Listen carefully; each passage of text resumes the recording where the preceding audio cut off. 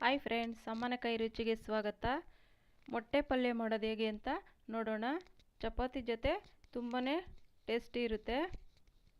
ಈಸಿಯಾಗಿ ಮಾಡ್ಕೋಬೋದು. ಮನೇಲಿರೋ ಒಂದು 2-3 ಪದಾರ್ಥ ಬಳಸಿ ಈಗ ಹೇಗೆ ಮಾಡೋದು ಅಂತ ನೋಡೋಣ.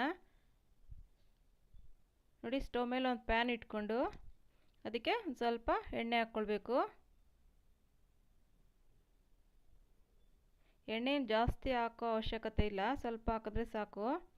ಈಗ ಅದಕ್ಕೆ ಸಣ್ಣದಾಗಿ ಕಟ್ ಮಾಡಿರೋಂಥ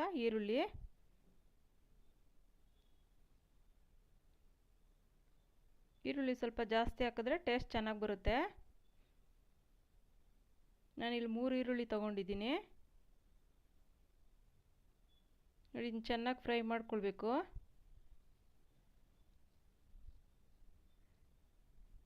ಕಲರ್ ಚೇಂಜ್ ಆಗಬೇಕು ಈರುಳ್ಳಿದು. ಈಗ ಅದಕ್ಕೆ ಸ್ವಲ್ಪ ಕರಿಬೇವು,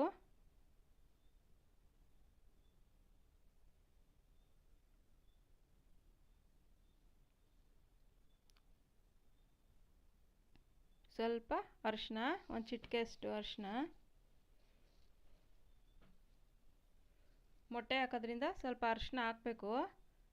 ಮೊಟ್ಟೆ ಫ್ಲೇವರು ಸ್ವಲ್ಪ ಇದಾಗುತ್ತೆ ಅರಿಶಿನ ಹಾಕೋದ್ರಿಂದ.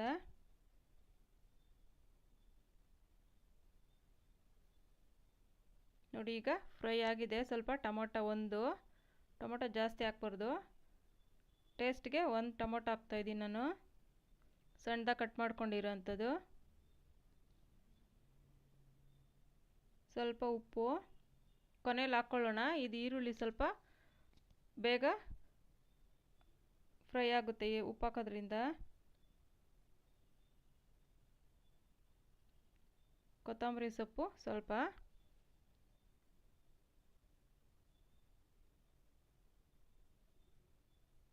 ನೋಡಿ, ಆಗಿದೆ ಫ್ರೈ.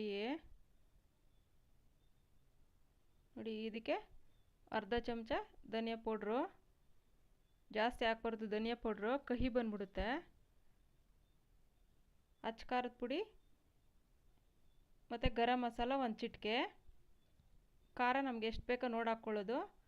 ಮತ್ತು ಕೊನೆಯಲ್ಲಿ ಸ್ವಲ್ಪ ಉಪ್ಪು, ಆವಾಗಲೇ ಸ್ವಲ್ಪ ಹಾಕಿದ್ದೀವಿ, ಈಗ ನೋಡಿಕೊಂಡು ಹಾಕ್ಕೊಳ್ಬೇಕು. ನೋಡಿ, ಈ ಥರ ಚೆನ್ನಾಗಿ ರೋಸ್ಟ್ ಮಾಡ್ಕೊಳ್ಬೇಕು. ಅದು ಹಸಿ ವಾಸನೆ ಹೋಗೋವರೆಗೂ ಈ ಥರ ಈರುಳ್ಳಿ ಜೊತೆ ಚೆನ್ನಾಗಿ ಮಿಕ್ಸ್ ಮಾಡಿಕೊಂಡು.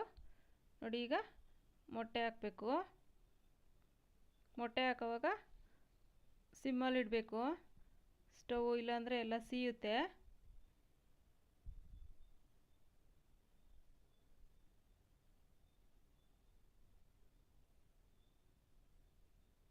ನೋಡಿ, ಈ ಥರ ಮೊಟ್ಟೆ ಹಾಕಿದ ನಂತರ ಕೊನೆಯಲ್ಲೆಲ್ಲ ಮಿಕ್ಸ್ ಮಾಡ್ಕೊಳ್ಬೇಕು.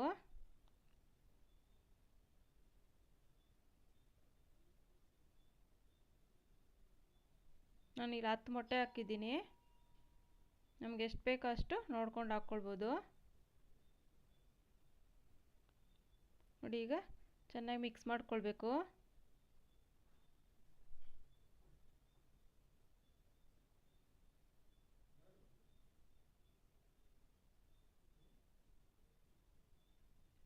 ನೋಡಿ, ಈ ಥರ ಸ್ವಲ್ಪ ಸ್ಟವ್ ಸಿಮ್ಮಲ್ಲಿ ಇಟ್ಕೊಳ್ಬೇಕು,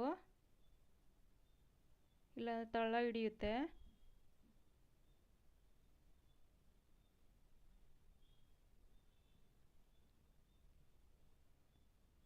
ತುಂಬಾ ಚೆನ್ನಾಗಿರುತ್ತೆ ಚಪಾತಿ ಜೊತೆ ಕಾಂಬಿನೇಷನ್ನು.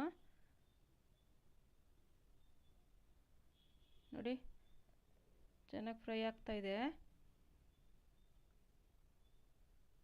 ಯಾರು ಬೇಕಾದರೂ ಮಾಡ್ಕೊಳ್ಬೋದು ಈಸಿಯಾಗಿ.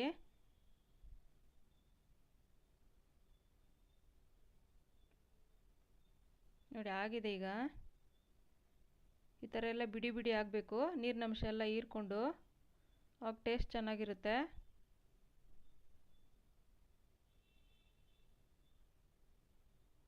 ನೋಡಿ, ಈ ಥರ ಬಿಡಿ ಬಿಡಿ ಆಗಿದ್ದರೆ ಆಗಿದೆ ಅಂತ.